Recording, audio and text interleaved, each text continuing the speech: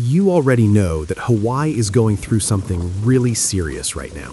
We're talking about one of the worst weather disasters the islands have seen in a long time. So today, we're going to walk through exactly what happened, where it hit hardest, and what people on the ground are dealing with right now. Let's get into it. So here's the situation. Hawaii just got hammered by more than a week of nonstop, record-breaking rainfall. And we're not talking about the kind of rain that makes you cancel a beach day. We're talking catastrophic flooding, landslides, and infrastructure falling apart across multiple islands. Governor Josh Green has kept the state of emergency active, and early damage estimates are already climbing into the hundreds of millions of dollars. This is genuinely one of the most severe weather events in Hawaii's recent history. Now, what actually caused all of this? It comes down to something called a Kona low. Think of it as a slow-moving, moisture-packed cyclone that forms in the North Pacific during certain seasons. What made this one so destructive wasn't just how much rain it brought, it was where it parked itself. Instead of moving through, this system basically stalled right over the Central Islands. And that's a big problem because it dumped enormous amounts of rain on the drier, leeward, and interior parts of the islands, areas that just aren't built to handle that kind of water. Weather Service forecasters in Honolulu reported that some rain gauges on Oahu and Maui recorded over 20 inches of rain in less than 48 hours. The natural drainage systems couldn't keep up. The aging urban infrastructure couldn't keep up. Everything got overwhelmed at once. Let's start with Oahu, the most populated island, which took the first and heaviest hit. The North Shore and windward communities basically turned into disaster zones overnight. But the moment that really had everyone holding their breath was what happened at the Wahiawa Dam. That's the dam holding back Lake Wilson.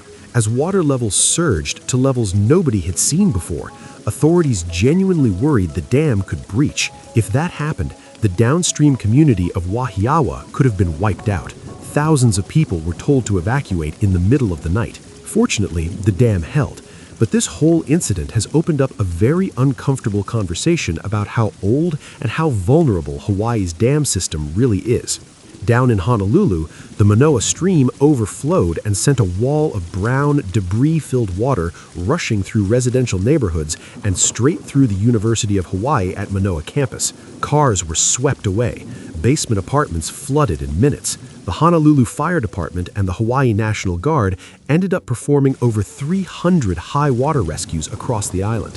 One of the most dramatic moments, and honestly one that could have ended very differently, involved a family of 5, including a baby, who got trapped on the roof of their SUV. Rescue teams pulled them off just moments before the vehicle was carried into a flooded drainage canal. That's how fast things were moving. Over on Maui, the situation had a devastating layer added on top of the flooding, and that's the legacy of the Lahaina wildfires. In West Maui, the hillsides are still largely bare from the fires. No vegetation means no root systems holding the soil in place. So when the rain came, massive mudslides and debris flows just poured down the mountains, burying roads and hitting recovery sites in Lahaina that were already fragile. Up in upcountry Maui, bridges got completely washed out. Hundreds of residents in Kula and Makawao found themselves cut off. No road access, no power, no running water. Right now, emergency supplies are being flown in by helicopter. On Kauai, the Hanalei Bridge, which has a long history of flooding issues, was closed again. This time, it cut the entire community of Hanalei off from the rest of the island for 3 days straight. And on the Big Island, lightning from the Kona low struck and disabled several power substations, knocking out electricity for more than 15,000 residents, all while the rain was still coming down hard. Governor Green's emergency declaration put the National Guard in motion and unlocked access to major disaster funds.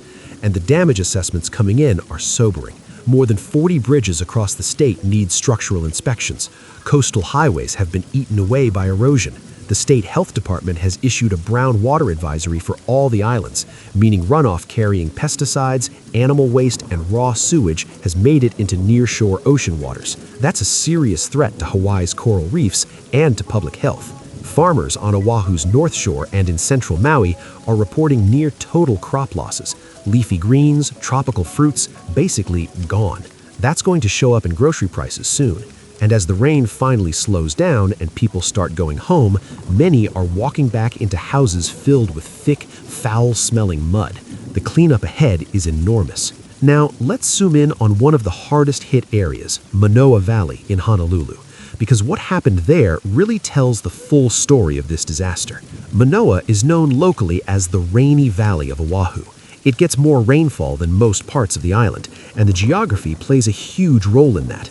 The valley is surrounded by steep ridges that essentially funnel moisture upward. When air hits the Kulo Mountains, it rises, cools, and releases rain, a process called orographic lift. So when the Kona low aimed a stream of deep tropical moisture directly at this valley, the results were extreme. Rain gauges at the top of the valley recorded around 12 inches of rain in just 6 hours. The ground was already wet from the weeks before, so when that much rain fell that fast, the Manoa Stream, which normally sits comfortably below its banks, rose more than 15 feet in under an hour. 15 feet in less than an hour. People had no time to move their cars, no time to sandbag. The water just came. From the back of the valley near Lion Arboretum all the way down to the lower lying areas near Old Stadium Park, the damage is everywhere. On Upper Manoa Road and Lowry Avenue, the force of the water was strong enough to throw boulders and uproot large trees. Some of them ended up inside people's living rooms. Dozens of historic homes, some more than 100 years old, have serious foundation damage. East Manoa Road became completely impassable after mudslides covered the street. At least 40 vehicles were submerged or carried away by the current, some piling up against bridges and actually making the upstream flooding worse. In the flatter parts of the valley, the flooding was less violent but just as damaging. Homes in the Woodlawn area saw water rise 4 feet inside their ground floors. Furniture gone, electronics gone, family photos and heirlooms gone. The University of Hawaii at Manoa campus took a serious hit too.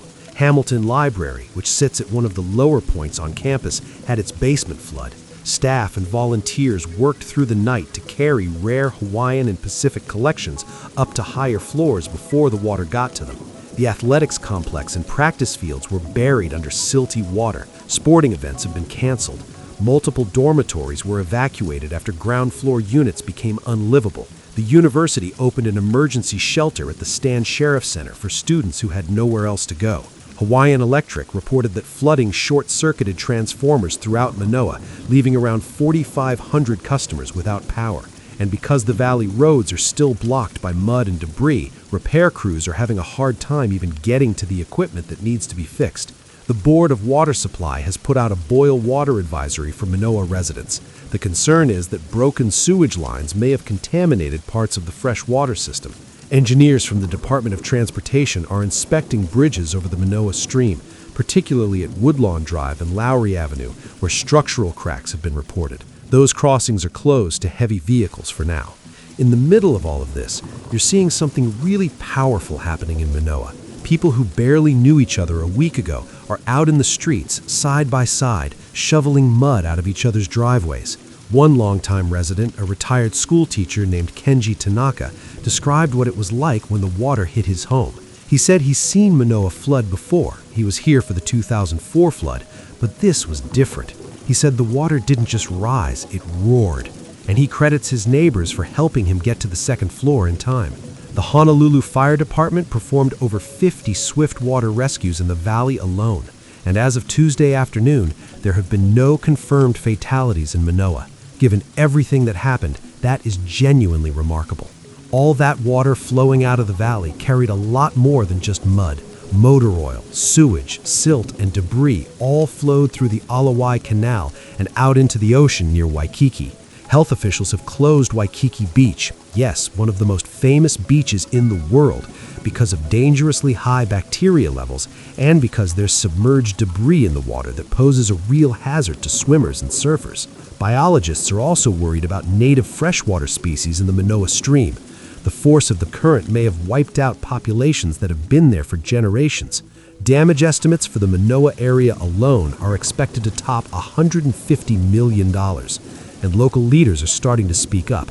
One city council member made the point clearly: we can't keep calling these freak events and moving on.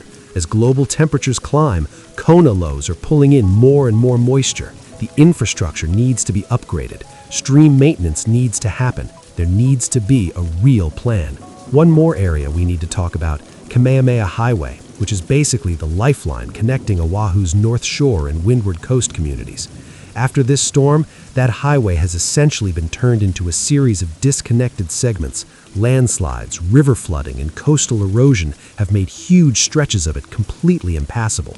Rainfall of over 10 inches in a 12-hour window did this. Residents are reporting that emergency vehicles, including ambulances, cannot reach several neighborhoods. The Hawaiian National Guard has been called in to fly medical supplies and food into the area, using Black Hawk helicopters, landing at school football fields. The storm knocked out power for over 8,000 residents along the highway corridor. Cell towers have also gone down, which means people in these communities can't easily call for help or receive emergency alerts. They're genuinely isolated right now. So, that's where things stand in Hawaii today. The rain has begun to ease, but the recovery is going to take months, maybe longer. Thousands of families are sifting through the mud in their homes. Infrastructure is damaged across multiple islands, and serious questions are being raised about how prepared Hawaii really is for what's coming as the climate continues to shift. If you want to stay updated on the recovery efforts, or if you know of legitimate ways to support the people affected, drop a link or a comment below. And if you found this breakdown helpful, please share it. A lot of people still don't have a clear picture of how widespread this event actually was. Thanks for watching. Take care of yourselves, and we'll see you in the next one.